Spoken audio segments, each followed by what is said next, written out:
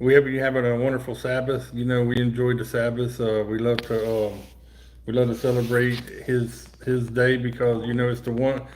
You know, he gives us where we can do 6 days. We can do anything we want to 6 days a week, but he just asked for one day from us to remember it and to keep it holy because he rested on it, and he wants us to do the same thing. But we got a good little lesson plan today. We had a snowstorm come through, and if you would, you know, our class is kind of small today because of the storm that came through. But you know, as long as everybody's safe, that's all that matters. You know, we thank you for being a part. And if you're not a subscriber, go ahead and subscribe down here. Today we're going to be over in the Book of Jonah. So just go to Jonah, and that's where we're going to be at. This is going to be probably a two-part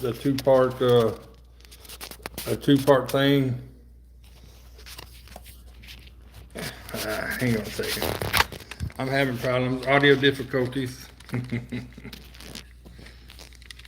You turned it on. All right. Here we go. Dave, you and Jane up there getting snowed in that wintry wonderland up there. I hope you guys are watching. Drop a comment so I know you're watching. But you can get your books out. We're going into the Bible, Jonah, the Book of Jonah. So we're going to do Jonah. We're going to be in chapter 1.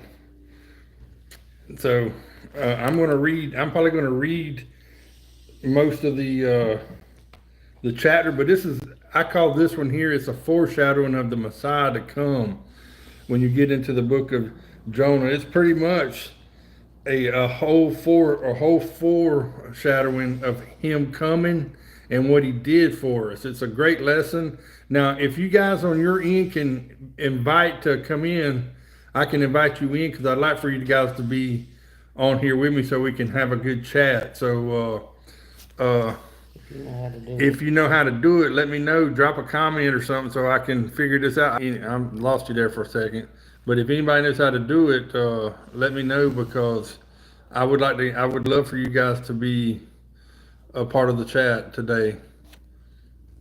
So let's get with it. I'm gonna go ahead and start, and I'm gonna start at verse number 2. Hold on just a minute. Taylor just sent me a text and said we thought we were doing Revelation. Taylor, we're gonna do that when we're all together. We're gonna do Revelation, Taylor. Because we all have that. When we're all together, because we all have our notes, and I want it to be an open discussion. And right now, I'm having difficulties, and I can't do a live Zoom or whatever you guys do because I don't have the same phone you guys have at iChat or whatever it is. But we're gonna do that one. We want to have that one. Everybody can have their input because you know we were all asked to get in and find chapters, verses in the old scripture to show that the book of Revelation was written in the Old Testament as well as the New. You know, John saw the same things that the prophets saw. So we're going to go over here, and again, this is called a foreshadowing of Messiah. We're going to start in Jonah chapter 1, verse number 2. I'm going to start there. Arise and go to Nineveh, that great city, and cry against it, for their wickedness has come up before me. Before Jonah rose up to flee to Tarshish for their wickedness has come up before me. But Jonah rose up to flee to Tarshish from the presence of Yahuwah and went down to Joppa, and he found a ship going to Tarshish. So he paid the fare thereof and went down into it to go with them to Tarshish from the presence of Yahuwah. But Yahuwah sent out a great wind into the sea, and there was a mighty tempest in the sea, so that the ship was like to be broken. Then the mariners were afraid and cried every man to his God, and that's the little God. If you guys are watching, that's their gods, because you know they had many different gods, and cast forth the wares that were in the ship into the sea to lighten it of them. But Jonah was gone down into the sides of the ship, and he lay and was fast asleep. That remind you of the Messiah? He was asleep during this tempest when it arose over her, when he was and the guys, all his disciples were afraid, and he was sleeping peacefully. See, this is a foreshadowing of the same thing. And so he says, and Jonah was fast asleep. So the shipmaster came to him and said to him, What do you mean, O sleeper? Arise and call upon your Elohim. If it is so, be that Elohim will think upon us that we perish not. And they said everyone to his fellow, come and let us cast lots. What's that sound like too? That's another foreshadowing. They cast lots for his, they cast lots for his, clothing. For his clothing, the Messiah's clothing. That's horrible. That we may know for whose cause this evil is upon us. So they cast lots, and the lots fell upon Jonah.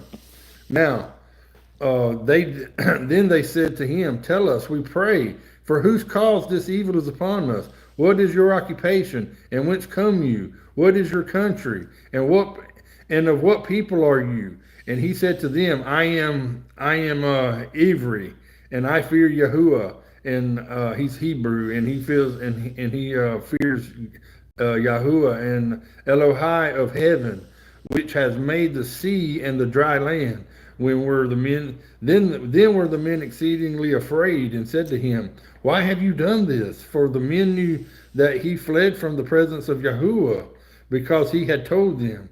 Then said they to him, what shall we do to you, that the sea may be calm to us? For the sea wrought and was tempestuous. And he said unto them, take me up and cast me forth into the sea, so shall the sea be calm to you. For I know that for my sake this great tempest is upon you. Nevertheless, the men rowed hard to bring it to the land, but they could not, for the sea wrought and was tempestuous against them. Wherefore they cried to El Yahuwah and said, we beseech you, O Yahuwah, we beseech you, let us not perish for this man's life, and lay not upon us innocent blood. For you, O Yahuwah, have done as it pleased you. So they took up Jonah and cast him forth into the sea, and the sea ceased from her raging. Then the men feared Yahuwah exceedingly, and offered a sacrifice to Yahuwah, and made vows. Now Yahuwah had prepared a great fish to swallow up Jonah, and Jonah was in the belly of the fish 3 days and 3 nights. You know, I hear a lot of people say that, man, that's just a metaphor, guys. Man, come on. You know, nobody can live inside of a fish like that. Well, I beg to differ. You ever heard of the blue whale? The blue whale, I did some research on a blue whale, and the blue whale, just the heart, the blue whale's heart is big as a Mini Cooper, and up to 4 grown humans can fit inside that whale's heart. So just imagine how big his belly is. I didn't even look that part up, but I know that his heart is big as a car, a Mini Cooper. But we're going to go. I want you to go back over here to around verse 5 and 6, where he's talking about, you know, they're going to lighten up he bought his way onto the ship. Listen, we're going to go over to Mark chapter 4. Actually, we're going to go to Mark chapter 4, verse 35 through 41. Mark. So we're going to hear what that says compared to what it says over here in 4, 5, and 6 of Jonah. Mark what? Which one? Mark 4, 35 through 41. Read what that says there. I got it, but I got to get to it. I got them all marked. Everything that in the book of Jonah, all through the whole book, it's only 4 chapters if I'm not mistaken. I believe it's only 4 chapters. We'll finish up the other next week because they're shorter than this one. Okay. Or some other time we'll finish up the study. Yeah, we're going over to Mark of chapter 4, verse 35 and 41. Read that loud. And the same day, when the evening was come, he said to them, let us pass over to the other side. And when they had sent away the multitude, they took him even as he was on the ship. And there were also other little ships with him. And there arose a great storm of wind, and the waves beat into the ship, so that it was now full.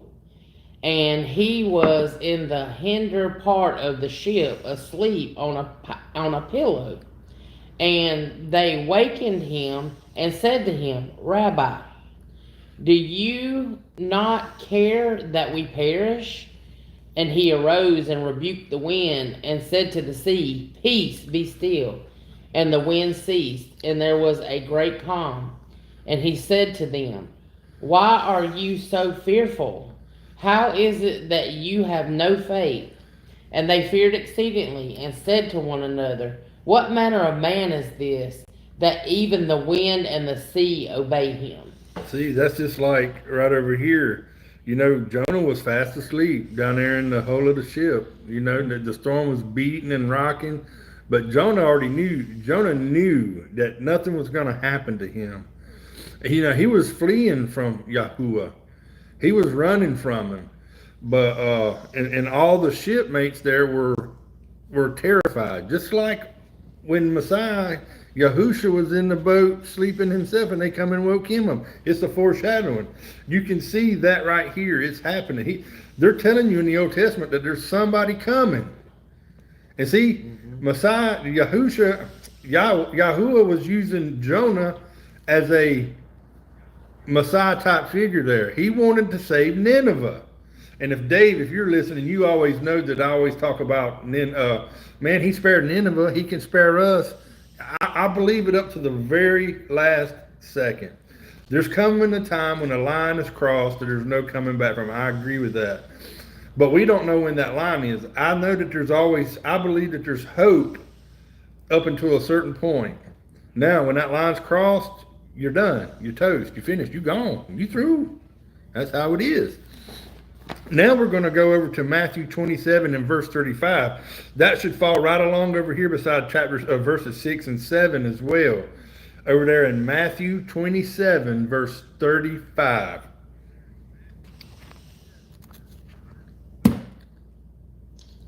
Are you going to read it? Yeah, but I didn't know if you was waiting for them to get to it or you not. want a musical interlude? Yep.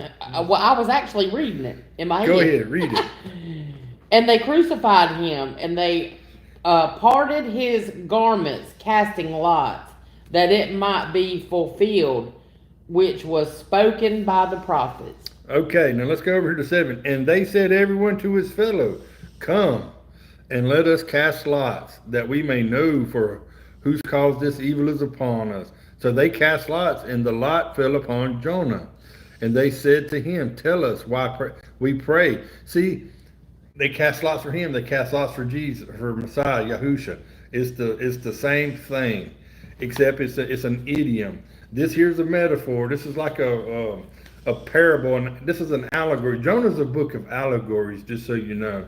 Allegories paints a picture of a story that we know, but it's painted for us so that we understand it. You can see this. You can see Messiah right here because he's going to go into the belly of the earth for 3 days and 3 nights, like over here in verse 17.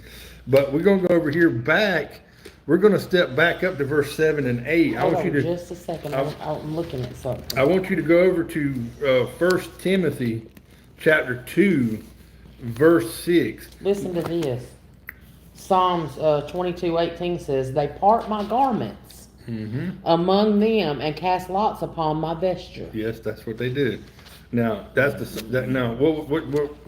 that? Psalms 22:18, that one. Psalms, yeah, I'm gonna write that down in here. Psalms 22:18. Mm-hmm. Yeah, Psalms 22:18. All right, now Matthew 12. Now look, they said this. Let me find it again. Tell us why they prayed. What is this occupation and whence it come from, and why are you? And he said, okay. Okay. Now we're going to go over to 1 Timothy chapter 2 verse number 6, and he says, "Who gave himself a ransom for all, to be testified in due time." See, he gave himself a ransom to save these crew members. Over there where you see where they were exceedingly afraid, and why have you done this? And so they said to him, What shall we do? This is down here in verse 11. The sea is wrought and tempestuous, and they said to him, Take me and cast me forth into the sea. Jonah was giving himself right there in verse number 12, as a ransom to save these guys. As soon as he was thrown in, what happened? Peace be still. Mm-hmm. Peace be still. We just read that over there in Mark. It calmed. The sea stopped. It was done. Mm-hmm. And then we're going to step it over to Matthew 12, verse 40. For as Jonah was 3 days and 3 nights in the fish's belly, so shall the Son of Adam be 3 days and 3 nights in the heart of the earth. See, there you go again. That's another foreshadowing. See, Jonah's a really good book. A lot of people think it's just a little old story, but there is so so many allegories in it. And it even gets better from chapter 2 all the way through chapter 4.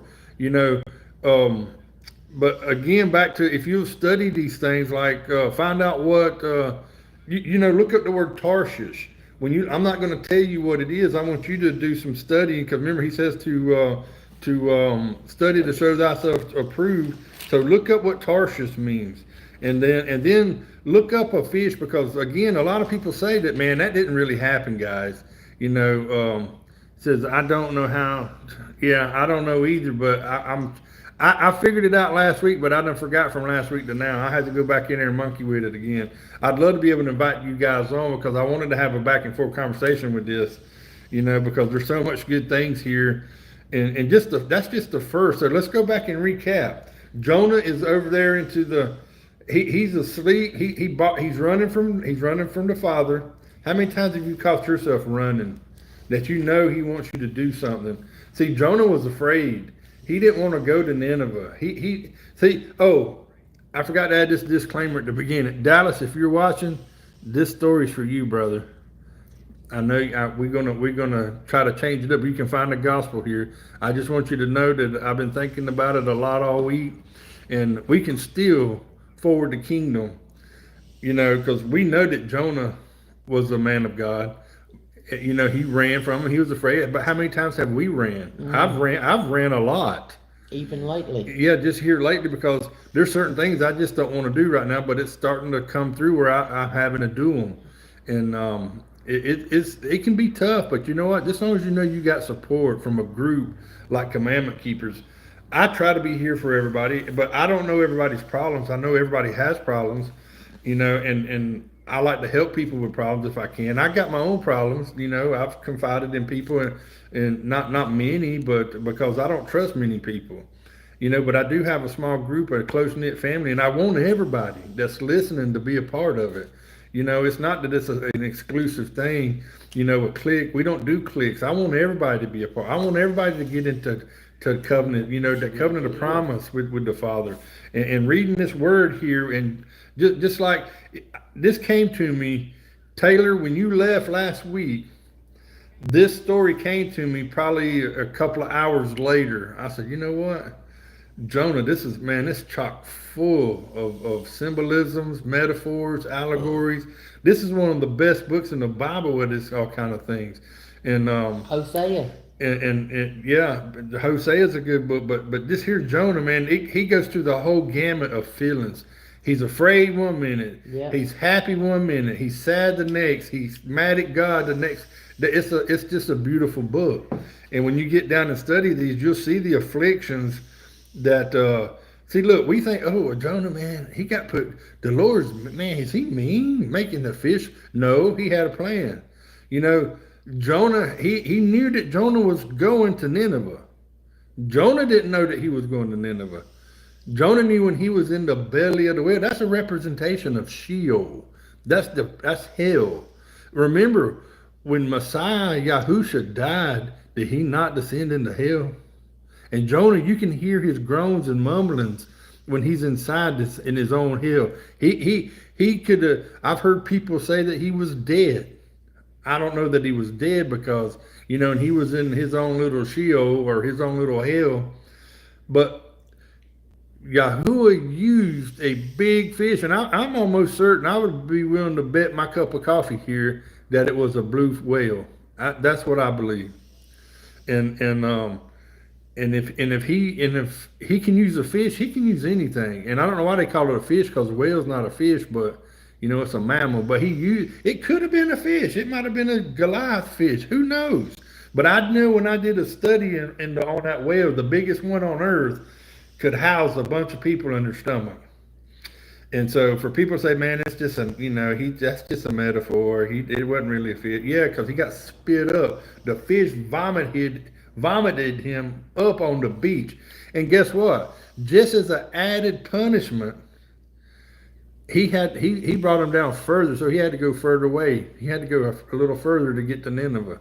If he'd have just listened and went on. But how many times have we been that stiff-necked person that we don't want to listen? You hear the Father telling you something, and you say, man, I ain't gonna do that. I ain't feeling that. It don't matter what you feeling. What's going to happen is you're going to feel the wrath of the Father, and then you're going to get it done after you took a spanking. It's just like that time when you probably went into the kitchen, your mama and your daddy told you not to get into the cookies, and you got into the cookies, and then you ate the cookies, and you lied about eating them, and there's crumbs all over your face, down on your shirt, and then your mom or your dad asked you, did you get to the cookies? And you got a mouthful of cookies. Well, you got that fanny beat. You got your back door painted. But guess what? You learned the lesson. And next time you went and did what you was told to do, because you didn't want to learn that lesson like that again. Now, being the knucklehead that I can be, I find new ways to learn how to get new lessons taught to me the hard way instead of listening to it. And that's what I'm trying to change in these last 3 or 4 years. I've been trying to learn to do stuff the easy way instead of the hard way. When the Father tells me to do something, look, I don't want to get on here and rebuke people, but I have to. I don't want to try to come, go into somebody's life and say, hey man, you need to cut this out of your life because you're not following commandments of the Father. Well, we have to do that because that's the love. That is the love that we're supposed to have for you. But people get that confused with hate. And just like Jonah, if you'll read this story, he wanted God to destroy Nineveh. Do it, man. They're filthy, vile, verminous animals. Go wipe them all out. The Father said, go and preach to them. He was afraid. Just like sometimes we're afraid to go out and say something to somebody. He didn't want to go do it, but he did, and eventually. And guess what? The Father knew that they were going to repent, and he spared them 100 years. And then Jonah got mad. He got mad at the Father for not destroying them because he wanted them destroyed. Then he was you just have to read the story. I don't want to tell it all to you, but you'll enjoy it. It's a really good story. But we got to pay attention.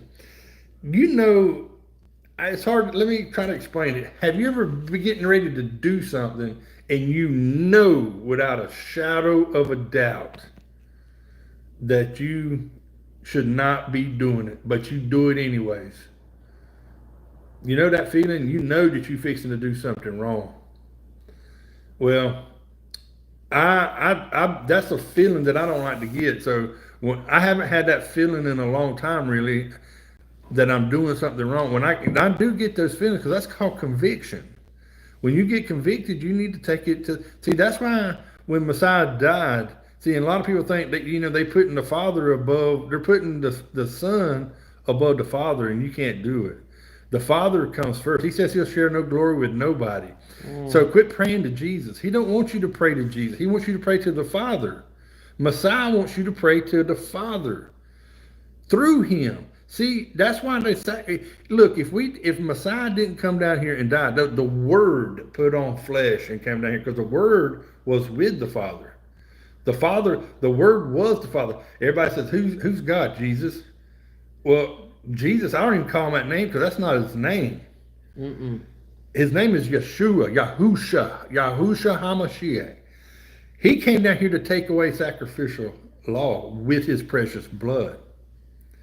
And so that's what he did. But you have to believe that he came and did that. That's what we have to do. The Word put on human skin and flesh and blood.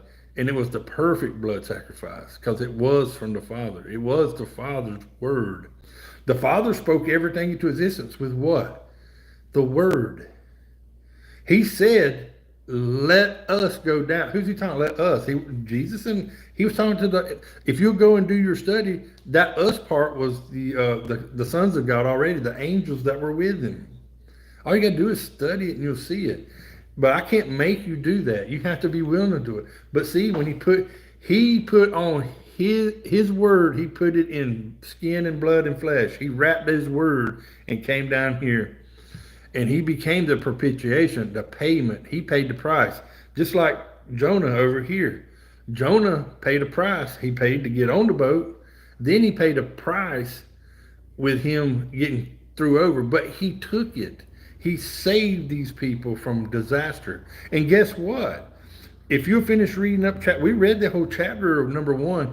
It looks like people started calling on the name of Yahuwah. It looks like people were saved on the ship. Remember, over here they called on their God, right over here in chapter 5, verse number 5. Then the mariners were afraid and cried every man to his Elohim, lowercase, their gods. Well, guess what?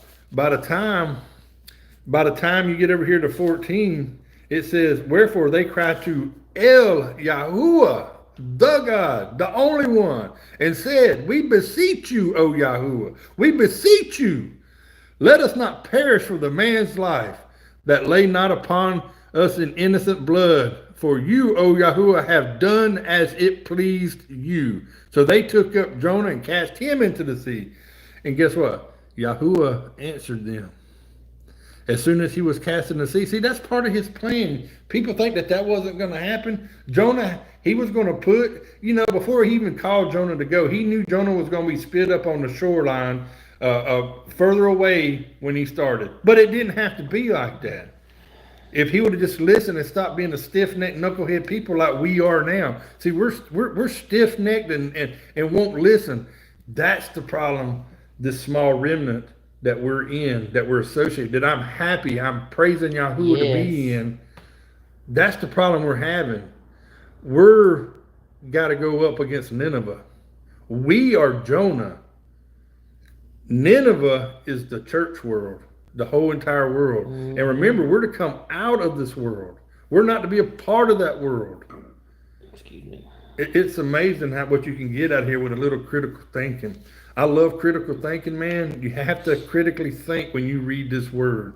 This stuff, I promise you, brothers and sisters, if you read this word with critical thinking, and before you start reading this word right here, ask the Father, Yahuwah, ask him in prayer. Father, I pray for wisdom and discernment, and he'll give it liberally. Because if you're really wanting to learn and really wanting to study, and then once you start doing that, you're not going to learn it like that. Maybe. It's going to take a little time because he's going to try you. You're going to go through a fire. He says that in Deuteronomy. You're going to go through a fiery crucible. He's going to refine you. But when you go through that fire, you know what fire does? Fire cleans. That's why they put metals and stuff. You're forged in the fire. That's right. You're forged. All the impurities that you have on you will be burn off. It might take, look, I'm the chief knucklehead of knuckleheads. And it's took a lot of burning to burn it off of me. But you know what? I'm not pristine by no means. But I've tried to get as close. I've been guilty of not being as close to him the last couple of weeks as I ought to be. And I'm ashamed of that myself. But I don't mean I don't love him nonetheless. He's still giving me my dream. I had a doozy last night, guys. I mean, it scared me. It's terrible what's coming, and people just won't listen. But you know what? Jonah had to go tell Nineveh what was coming, and he didn't want to do it. I'm not going to lie. There's times that I don't want to do it. There's times that I just want to throw my hands up in the air and say, man, you know what? I'm going to be Jonah. I'm just going to go this way. But guess what? He gives me dreams like last night. I hope and pray that he don't use a whale's belly or anything else's belly. I don't want to, I want to do what he's going to tell us to do, brothers and sisters. And that means warning what's coming. If you're not in covenant with the Father, when I say covenant, I mean the covenant of promise. You'll find that in Exodus 19 and 20, when he go up to Mount Horeb and he gets the 10. They made a verbal contract at Mount Horeb. 6.5 miles later, the Father signed the contract. There's 2 tablets with this right there. He used that right there, and he wrote them. And he wrote no more. That was it. That's all he had in store for us. But they keep breaking it. I mean, they broke it right out the gate. Now that's why we have sacrificial law. That's why we don't have it anymore. The Messiah came and took that away from us. But live those 10 commandments. Every one of them. Saturday, you can't work on Saturday. You're not even supposed to buy or sell. You have to prove that to me. I don't have to prove anything to anybody. All you got to do is get in the Word and find it. It's there. I promise you. I found it. It's there. You're not supposed to buy nor sell. I've tried to quit doing it. Now there is ways around it, biblically, legally. And I ain't trying to be some shyster lawyer, like these lawyers are. They like to tell you, I know what loopholes. There's only one loophole, and it's a righteous loophole. So you got to be righteous to do it, the key of David. But let's live that royal law. You live in that royal law. Remember, you are cursed if you break in these laws. If you break them, you're cursed. It says you already are. But if you love God the Father with all thy heart, thy mind, and soul, and the second one likened unto the first one, love thy neighbor as thyself, that's called the royal law. And if you live in there's no law that'll touch you. He says it in his word. That's a promise he makes. When the Father makes a promise, he don't break them. Guess who does, though? We do, because we're knuckleheads. All of us are, a lot of times. Now, we don't have to be a knucklehead. That's why I'm trying not to be a knucklehead. I'm trying to be in the church, though. There's only one church. There's 50,000 denominations, and it's done for a reason. Satan does it. It's a division. But in the end days, us like-minded people are all going to see eye to eye. That's all that matters. If you want to call him Yeshua, call him Yeshua. I'm going to call him Yahusha. That's what I'm going to call him. I'm going to call him Yahuwah, the Father, and Yahusha, my Savior, my Messiah. That's their names. It was written in the Dead Sea Scrolls. It stands to reason that they still be called the same thing today. I mean, it's proven. It's written in the Old and older literature. So I'm not going to argue about name. I'm not calling him Jesus Christ because that's a Hebrew name. That's a Latin name, Roman pagan. That's not his name. Now, this Christmas Jesus guy that everybody it's not him. I don't worship that guy. The Easter Jesus, I don't worship that. It's not my God. I just ain't going to do it. And his name's blasphemed continually. He says that and see, all of that, what I just said, you can find it, most of it here in Jonah, right here. Most of this stuff you can find. It's amazing. Dallas, you know what? I want you to come up with a good one too, man, if you're listening. I got I want to finish up the Book of Jonah. There's only 4 chapters, but we'll finish it up another time. But next week, guys, remember, if you're here for the first time, like and hit the like button down there, subscribe. And we're going to do Revelation. We're all supposed to have been studying for the past week. I diligently studied this week. I got a lot of scripture from the Old Testament that makes up Revelation. And people say, Old Testament's done with. No, it's not. It's not. It ain't. It not. John saw the same thing that Isaiah saw. He saw the same thing that Moses saw. He saw the same thing that Ezekiel and Jeremiah and the rest of the boys, they saw. Nahum, Obadiah, Daniel. They all saw Haggai, Malachi, and Malachi. But anyways, guys, go back and Taylor and Dallas and Tiff and Patty, the Tinsley, if you're listening, Dave, Jane, we love you guys. Go and finish up the rest of Jonah. It's only 4 chapters, they're short. And look for use critical thinking and look for the foreshadowing of Yahusha coming. That's what this whole book's about. I think the Lord's smart. Yahuwah is smarter than everybody. So that he put this in there. It's intricately written. It's woven. It's like woven tapestry. The Father, his words, man, they're eloquent. And so just study it and you'll see the foreshadowing. But we got to go. I love you guys. Everybody have a blessed, happy Sabbath. I look forward to see Tiffany, Patty, Tinsley, Dallas, all y'all next week. We love y'all. And anybody is welcome to join. I want all y'all to come. Have a blessed day, guys.